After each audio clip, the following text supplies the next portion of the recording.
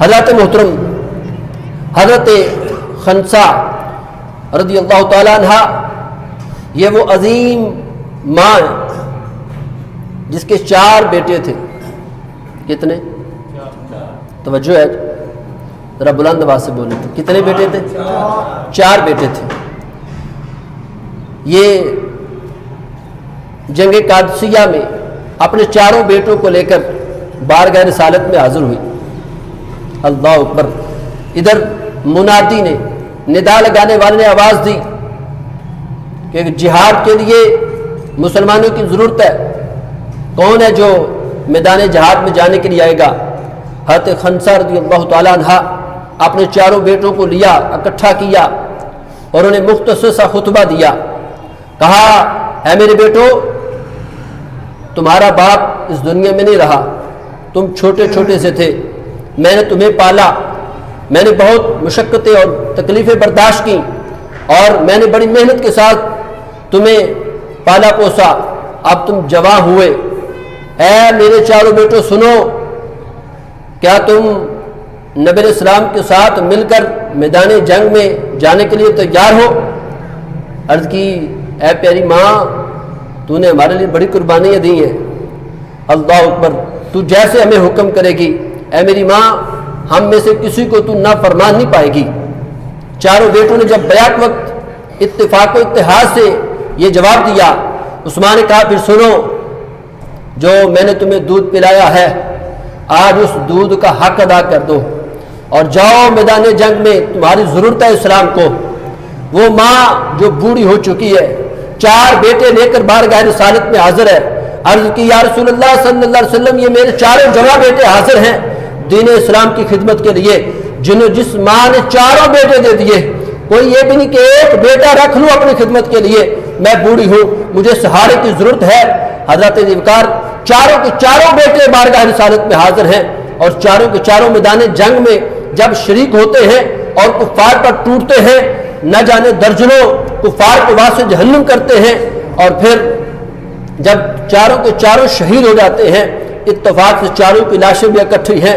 اللہ اکبر. صحابہ کہتے ہم نے دیکھا ایک باپردہ عورت آئی ہے اور ان 4 لاشوں پر کھڑی ہو کر یہ کہتی ہے اے میرے بیٹو, تم نے حق ادا کر دیا ہے, تم نے میرے دودھ پینے کا حق ادا کر دیا ہے, میں نے تمہیں جیسا کہا تم نے ویسے کر دکھایا ہے.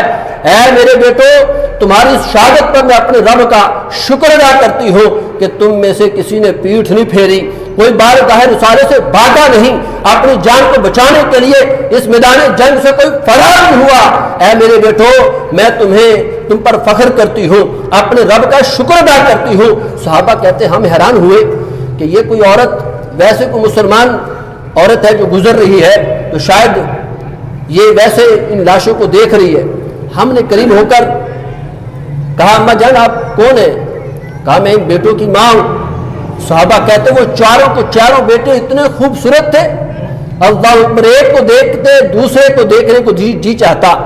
اللہ اکبر. پھر تیسرے کو دیکھتے ان 4 میں کوئی ایسی حسن و جمال کی کوئی کمی نہیں, 4 کے 4 قربان ہوتے ہیں. صحابہ نے عرض کیا اماں جی آپ ان 4 بیٹوں کی ماں ہیں؟ کہا ہاں میں ان کی ماں ہوں. صحابہ نے عرض کیا اماں جی 4 بیٹے قربان ہو گئے, شہادت کا رتبہ پا لیا, آپ نے تو ذرا سا بھی رونا دھونا بھی نہیں کیا, اور ہم نے دیکھا آپ نے تو کوئی کسی قسم کا ایسا واویلا بھی نہیں کیا کہ 4 بیٹے آپ کے قربان ہو گئے, اپنی جان سے ہاتھ دھو بیٹھے اور شہادت کا رتبہ پا چکے ہیں.